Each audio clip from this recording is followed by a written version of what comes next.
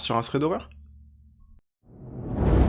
Donc ces histoires, je les ai trouvées sur Reddit. Donc cette fois-ci, on va parler de l'histoire de Alex. Alex a 13 ans quand les faits se sont passés, maintenant il en a 18, il a décidé de les raconter. Donc cette histoire débute une semaine avant que ses parents partent en vacances. Alex parle à une fille depuis 3 mois, de son âge. Alex nous dit qu'elle avait toujours refusé de lui parler, et elle prononçait des excuses comme quoi elle avait mal à la gorge. C'est trop bizarre, genre t'appelles pas, t'as mal à la gorge. Bref, donc sur le coup avec son innocence, ça l'a pas choqué. Vient la semaine où partent ses parents en vacances pour leur anniversaire de mariage. Donc il décide dès le premier soir de contacter sa copine. Donc cette fille on l'appellera Alice. Donc dès le premier soir il décide de parler à cette fille, donc Alice. Mais tout de suite elle devient bizarre. Donc Alice demande bien à son copain, donc Alex, s'il est bien seul, et c'est bien aujourd'hui qu'il est seul quoi finalement. Donc Alex l'avait prévenu du départ à l'avance de ses parents. Donc Alex décidément il lui dit que c'est bien aujourd'hui. Donc Alex dit tout simplement que ses parents sont partis, et au final elle lui dit direct qu'elle arrive. Donc il lui répond oui, mais Alice, et là quelques secondes plus tard, elle arrive. C'est vraiment bizarre, hein, c'est vraiment louche. Et ce qui lui stressait le plus, c'est de savoir pas comment elle a eu l'adresse, mais comment on s'y prenait tout simplement avec une fille. Donc le fait qu'il lui dise qu'il arrive tout simplement, bah ça l'a pas tilté. Ça l'a pas tilté du tout. Soudain, Alex entend une porte claquer. Dehors, à l'extérieur, puis un toquement à sa porte. Donc il regarde dans le Judas. Pour ceux qui ne savent pas ce que c'est un Judas, c'est une petite ouverture pratiquée dans une paroi, généralement une porte permettant de voir sans être vu, et voit un homme.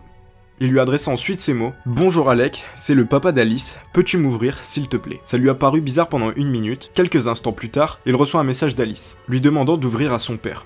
Tous les sens en alerte, Alex a pris peur tout simplement parce qu'il faut s'imaginer qu'il avait 13 ans, donc il court en hurlant dans sa chambre de partir. Mais tout s'accéléra. L'homme frappe de plus en plus fort, et aussi hurlant « Sors putain, allez sors, je te ferai pas de mal bordel, sors Alice veut jouer avec toi ».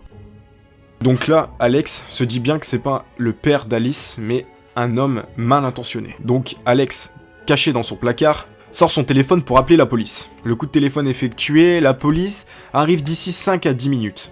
Donc Alex, qui ne perd pas son sang-froid, crie que la police va arriver. Et lui fait face lorsqu'il le regardait en lançant des petits cailloux. Et d'un coup, il partit en courant vers la forêt. Et à ce moment-là, il a entendu la voiture redémarrer après un dernier coup à la porte. Puis plus rien. Alex croit qu'il est resté 15 minutes, mais en vérité, il est resté 30 minutes. Puis un deuxième toquement à la porte, c'était la police.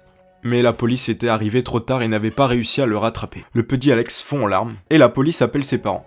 Ils arriveront 2h30 plus tard. Donc la police fait un portrait robot, mais rien n'aboutit. Alex le décrit comme habillé en noir de la tête aux pieds, très pâle, les yeux injectés de sang et un sourire narquois. Il ne sait toujours pas ce qui lui est arrivé ce soir-là, ni ce qui se serait passé s'il avait décidé d'ouvrir à l'homme. Et ses parents avouent quelques années plus tard que la police pensait que c'était un kidnapping d'enfants. Car oui, ça n'arrive pas qu'aux autres, ni aux filles. Donc on arrive à la deuxième histoire. Pour cette histoire, on l'appellera Léo. Donc cette nuit-là, Léo jouait tranquillement à la PS4 à un jeu de tennis. Il était situé dans le salon en bas de chez lui. Ses 2 frères et sa mère étaient sûrement en train de dormir à l'étage, détail très important pour la suite. Via la 22h, il jouait tranquillement, quand tout à coup il a eu comme l'impression d'entendre un bruit venant de la cuisine. Donc il jouait tranquillement à son jeu de tennis, quand tout à coup, il a comme eu l'impression d'entendre sa porte d'entrée s'ouvrir. Et ça aussi, c'est un détail très important pour la suite, car Léo nous dit très clairement qu'il a une bonne ouïe, et qu'il entend très bien les choses. Donc il nous explique le contexte. Donc on a la porte d'entrée en face du salon, on a à gauche la cuisine, et à droite les toilettes. Donc finalement, dans la pièce où il était, c'était dans le salon. Donc il entend la porte d'entrée s'ouvrir, donc Léo met en pause sa partie, il n'hésite pas à se lever de son fauteuil, il rappelle bien qu'il a l'ouïe fine, donc il entend très bien les choses. Et dans la cuisine, il distingue un bruit. La lumière de la cuisine était éteinte, et le bruit qu'il entend, c'est le tiroir où les couteaux sont rangés. Et là, Léo est tétanisé, il hésite à regarder dans la cuisine, donc à ce moment-là, Léo s'imagine des choses, donc il préfère rien tenter, ne pas jouer au héros, alors il décide de monter les escaliers, qui est entre les toilettes, et crie à 3 reprises, il y a quelqu'un dans la maison. Quelques secondes plus tard, il entend « C'est moi ». Et donc c'était son grand frère qui buvait tranquillement un petit verre de lait. Mais comme on sait pas, on peut avoir vite très peur. Donc Léo voulait vraiment nous raconter cette histoire, mais avec le recul, on trouve qu'il a eu une bonne réaction finalement. Et aussi le fait de crier « il y a quelqu'un dans la maison », ça aurait averti la personne, et peut-être qu'elle se serait enfuie. Donc on est sur cette dernière histoire de thread d'horreur, et cette histoire c'est l'histoire d'Anna. À 15 ans, donc cette histoire s'est passée cet été, Anna, sa mère et son père, et son frère de 21 ans, habitent dans un endroit assez isolé.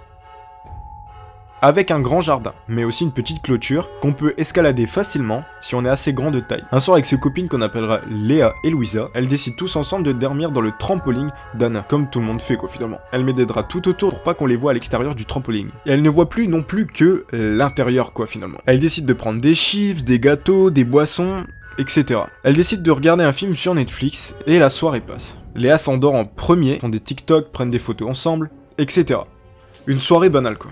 Et au bout d'un moment, Anna s'endort. Donc Louisa est la seule réveillée, elle regarde son téléphone, elle essaye de s'endormir comme on peut, et puis, à 1h du matin, elle essaye de dormir. Elle éteint son téléphone et elle le met sous son coussin. Elle se pose, elle ferme les yeux, elle essaye de finalement essayer de dormir. Le seul bémol, c'est qu'elle n'arrive pas à dormir. Elle ressent un sentiment de malaise. Elle se sent pas bien, mais elle finit par s'endormir à 3h du matin. Vers 3h du matin, elle se réveille et entend des bruits de pas. Qu'elle réveille Anna, qui la croit tout de suite, et qui réveille donc Léa. Donc Léa n'y croit pas vraiment, elle croit que c'est des blagues, elle croit qu'elles en font des tonnes quoi. Mais Anna et Louisa sentent qu'un truc ne va pas. Donc les deux filles restent éveillées et ne font pas de bruit jusqu'à ce que les bruits de pas se rapprochent vers elles.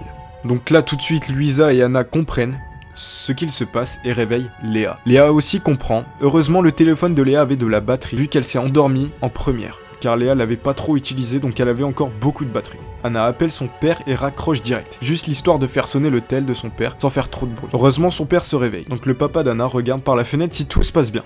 Et il voit un homme qui marche, puis qui recule vers le trampoline.